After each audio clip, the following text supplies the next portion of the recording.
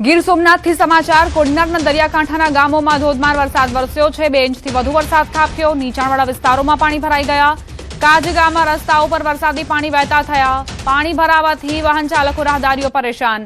વાડી વિસ્તારમાં પાણી આવતા સ્થાનિકોને મુશ્કેલી પડી રહી છે।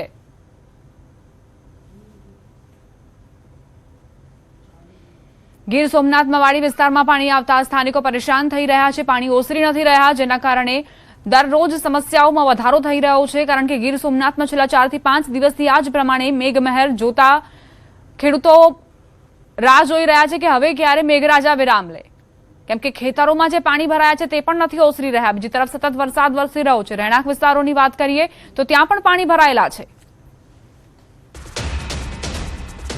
ગુજરાત યુનિવર્સિટીની સમરસ હોસ્ટેલ કેમ્પસમાં પાણી ભરાયા। સમરસ ગર્લ્સ હોસ્ટેલ આગળ પાણી ભરાયા છે। વરસાદી પાણી ભરાયા હોવાની જાણકારી। ડ્રેનેજ સિસ્ટમના અભાવે વિદ્યાર્થીઓ પરેશાન। પાણીના નિકાલ અને કાયમી સમારકામની માંગ ઉઠી છે। એનએસયુઆઈનો તંત્ર સામે ફરી એક વખત ઉગ્ર વિરોધ। દર વર્ષની રજૂઆત છતાં સમસ્યાનો ઉકેલ નથી આવી રહ્યો તેવી ફરિયાદ છે। વારંવાર કેમ સમરસ ગર્લ્સ હોસ્ટેલની બહાર પાણી ભરાઈ જાય છે? દર વર્ષની આ સમસ્યા હોવા છતાં પણ પ્રશાસન તરફથી કોઈ જ કાર્યવાહી નથી કરવામાં આવતી। ગુજરાત યુનિવર્સિટી કોઈ પગલાં નથી ભરી રહી। 10 વર્ષથી વધારે સમય થવા આવ્યો ત્યારથી આ પાણી ભરાય છે।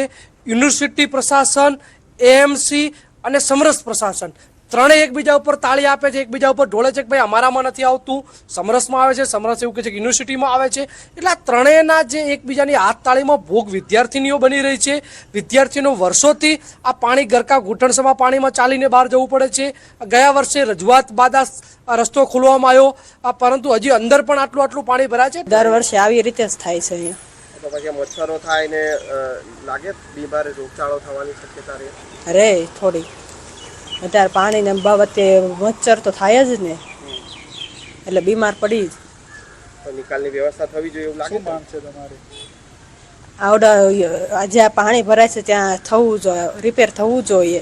અમદાવાદમાં છેલ્લા 2 દિવસથી વરસાદ વરસી રહ્યો છે અને વરસાદના કારણે અનેક એવા નીચાણવાળા વિસ્તારો છે કે જ્યાં પાણી ભરાવાની સમસ્યા સર્જાય છે। ગુજરાત યુનિવર્સિટીની સમરસ હોસ્ટેલ કે જે ગર્લ્સ હોસ્ટેલ છે તેના કેમ્પસમાં પણ પાણી ભરાવાની સમસ્યા દર વર્ષની છે, તેમ છતાં તે સમસ્યાનું નિરાકરણ થતું નથી। આ વખતે જ્યારે 2 દિવસથી વરસાદ પડ્યો છે ને ત્યારે હાલ હું દ્રશ્ય આપને બતાવીશ। આ દ્રશ્ય જોઈ શકો છો કે સમરસ હોસ્ટેલ જે છે ગર્લ્સ હોસ્ટેલ અને તેના કેમ્પસમાં પાણી ભરાવાની સમસ્યા સર્જાઈ છે। આ 2 દિવસથી જે રીતના વરસાદ છે અને તેના કારણે અત્યારે પણ જે કેમ્પસમાં અવર જવર માટે વિદ્યાર્થીનીઓને તકલીફ પડી રહી છે।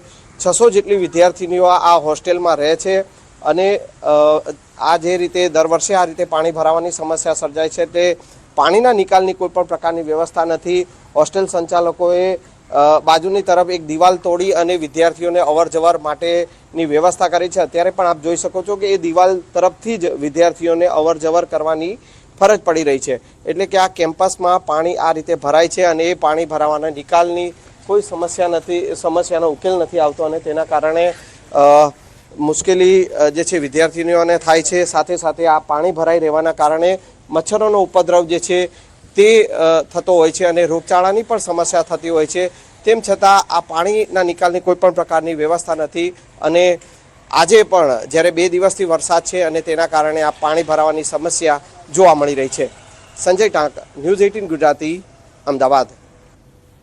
સમરસ ગર્લ્સ હોસ્ટેલની બહારના દ્રશ્યો સંજય ટાંક તમને જણાવી રહ્યા હતા, દર્શાવી રહ્યા હતા કઈ રીતે પાણી ભરાયા છે। આ જ પાણીમાંથી પસાર થવા તમામ વિદ્યાર્થીનીઓ મજબૂર છે। કોઈ જ પગલાં નથી લેવામાં આવતા। દર વર્ષની રજૂઆતો બાદ પણ આખરે કેમ